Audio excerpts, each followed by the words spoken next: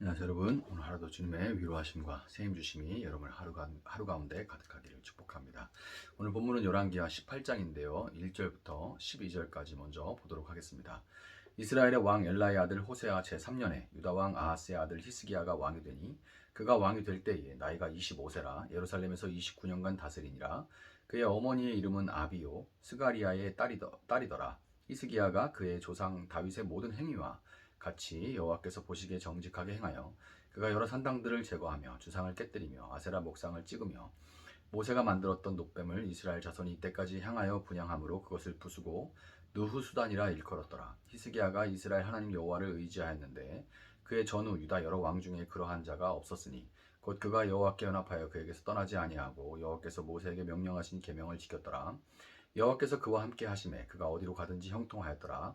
저가 아수르 왕을 배반하고 섬기지 아니하였고 그가 블레 사람들을 쳐서 가사와 그 사방에 이르고 망대에서부터 견고한 성까지 이르렀더라. 히스기야 왕 제4년 곧 이스라엘의 왕 엘라의 아들 호세아 제7년에 아수르의 왕 살마네셀이 사마리아로 올라와서 에었었더라.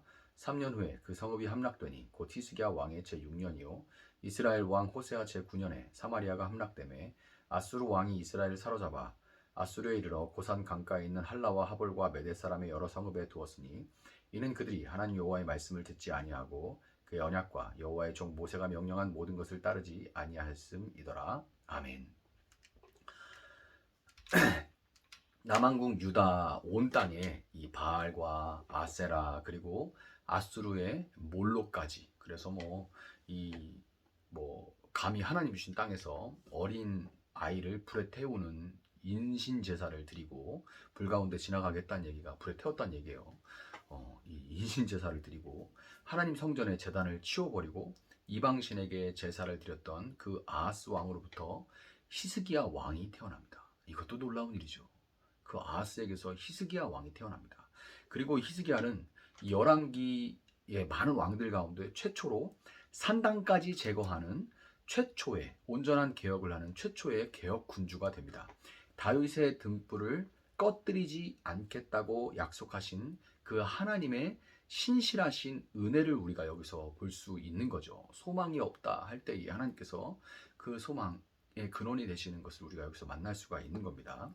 히스기야가 유다 왕이 되었을 때 유다는 아람과 이스라엘의 침공과 에돔과 블레셋의 침략으로 혼란한 그런 상황이었어요.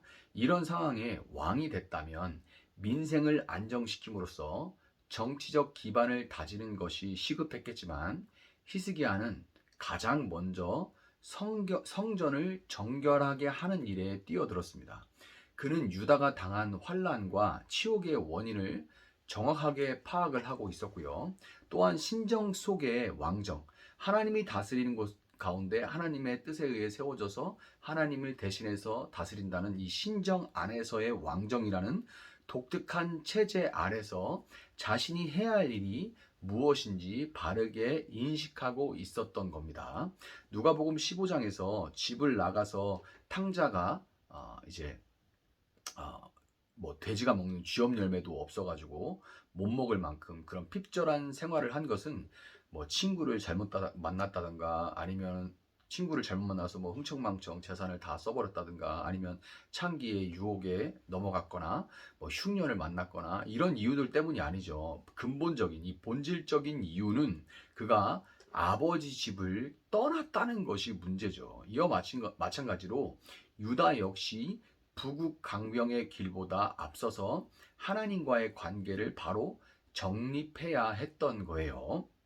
히스기야가 제거한 이 산당은 예루살렘의 중앙 성소 외에 각자가 하나님에 대한 바른 지식이 없이 자기 뜻에 따라서 하나님께 제사했던 이 혼합 종교, 기복적이고 무속적인 여호와 신앙이라는 이 기복적이고 무속적인 여호와 신앙, 이게 말이 안 되죠. 이런 걸 형용 모순이라고 하는데 하나님은 기복적이고 무속적인 것을 정말 싫어하시는데 기복적이고 무속적인 여호와 신앙이라는 이 조합조차 안 되는 형용 모순적인 신앙의 근거지가 바로 이게 이 산당입니다.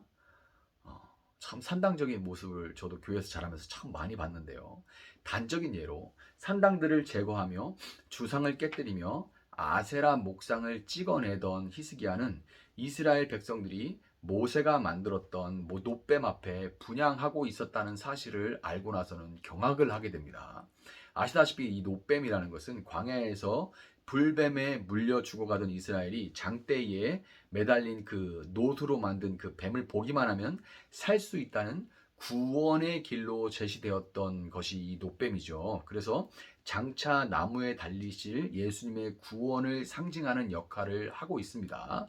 출애굽 시대의 유물인 이 노뱀이 그 후에 단 한 차례도 언급이 되지 않다가 히스기야 때 몇백 년이 지나고 히스기야 때 다시 나타난 것을 보면 백성들이 그 앞에서 분향하던 노뱀은 모세가 만들었던 그 노뱀은 아닐 겁니다.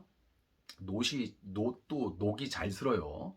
아하스 시대에 온갖 우상 숭배가 판을 치면서 백성들이 하나님께서 내리시는 그 징계, 자기들이 막 지금 막 그 아하스를 비롯해 막 그 우상을 숭배하면서 하나님이 내리시는 징계가 있을 거 아니에요. 그런데 그 징계 앞에 왜 그런 일이 생겼는지 알아서 하나님께 회개하고 돌이킨 것이 아니라 옛날에 우리 조상들은 어려움이 생기면 이런 노뱀 이런 걸 만들어서 빌었다고 그러더라 하면서 노뱀을 그들은 만들었던 거예요.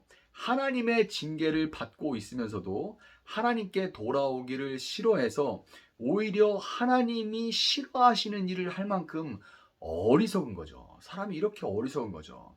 전에 한 교회에서 기도하는 손 있잖아요. 이 기도하는 손을 조각상으로 만들어서 교회 이 앞마당에 뒀더니 성도들이 새벽 예배를 마치고 나오면서 그 조각상 주위를 빙글빙글 돌면서 탑돌이를 하더라 하는 얘기를 들은 적이 있어요. 탑돌이가 뭔지는 아시죠? 탑 주변을 돌면서 예전에 막 이렇게 빌듯이 탑돌이를 하더라 하는 그 얘기를 들으면서 이 무속의 뿌리가 정말 끈질기구나 하는 그런 생각을 했던 적이 있는데요. 어차피 하나님을 섬기는 것이 목적이 아니라 하나님께 받는 복이 목적이기에 이런 일이 벌어지게 되는 겁니다. 하나님께 나와서 기도할 때마다 돈 하면서 돈만 찾다가 막상 돈이 생기고 난 다음부터는 돈을 섬기면서 사는 것이 인간의 본성인 거죠. 꼭 그들만 그랬던 것이 아니라 지금도 그런 일은 벌어지고 있는 거죠. 히스기야는 노뱀을 부숴버리고 그것을 노조각이라는 뜻의 느흐수단이라고 이름을 붙입니다. 산당으로 대표되는 이 무속적 신앙과 은밀한 우상숭배를 몰아내고 개혁하는 데 있어서 가장 우선이 되는 것은 마치 아담이 짐승들의 이름을 지어줬듯이 우상들의 본래 이름을 찾아서 지어주는 겁니다. 우상들의 본래 이름을 회복시켜주는 거예요. 노뱀이 내 상황을 나아지게 해줄 신이 아니라 그저 노조각, 느수단에 불과하듯이 부적 이런 것들은 그냥 종이와 글자에 불과합니다. 이 세상에서 신처럼 아니 정말 신으로 군림하는 돈은 그저 화폐일 뿐이에요. 사람들이 교환 수단으로서 그것을 신뢰할 때 가치가 있지만 그 신뢰가 무너지면 IMF 때 그 신뢰가 한번 무너졌었죠. 그러니까 뭐 1달러에 1,800원까지 올라갔지 않습니까? 그렇게 한순간에 휴지가 돼버리는 이 사람의 다스림 밑에 있는 그저 하나의 수단일 뿐이에요. 돈은 사람보다 위에 있지 않습니다. 그런 세상이지만 그러나 우리는 돈이 사람 위에 있는 세상이지만 그러나 우리는 믿는 자들은 그것이 우상이고 그냥 화폐이고 수단이고 하나님의 뜻대로 다스림을 받아야 되는 우리에게 우리가 이름을 다시 지어서 이것은 그냥 화폐이고 수단일 뿐이다 라고 이름을 다시 회복시켜 버려야 되는 겁니다. 부의 상징인 서울의 특정 지역 그리고 그곳의 초고가 아파트들 건물들은 그냥 집일 뿐입니다. 그리고 집은 그냥 자고 먹고 한몸 뉘어 쉴 수 있게 비바람만 막을 수 있으면 되는 거죠.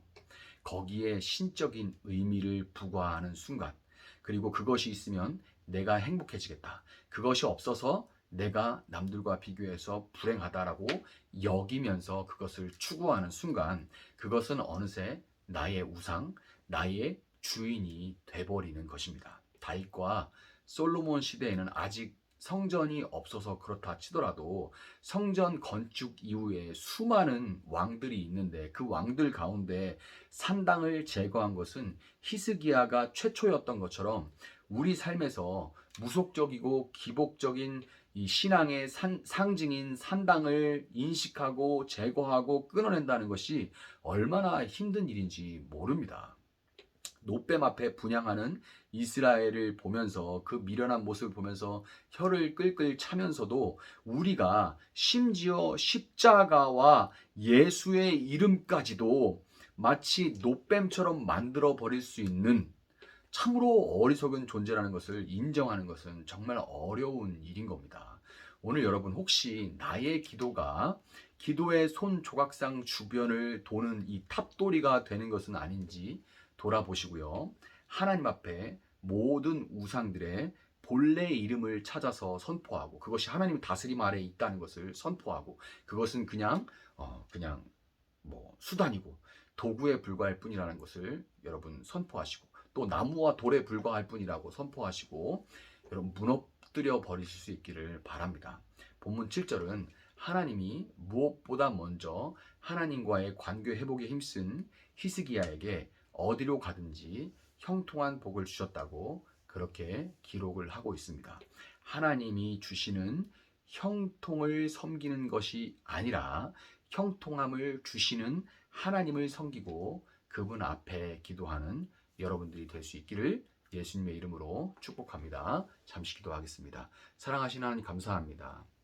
하나님, 우리는 정말 이 노뱀 앞에 분향하는 어리석은 이스라엘 백성들과 같이 하나님 정말 얼마나 우리 안에 많은 산당들, 우상들을 만들어 하나님도 섬기고 그것들도 섬기는 혼합 종교에 빠져 있는지 모릅니다. 하나님, 그것을 우리가 인정하고 인식하고 끊어내는 것이 수많은 이스라엘 왕들이 가운데 오직 히스기야만 시도했을 정도로 참으로 어려운 일인 것을 우리가 고백합니다.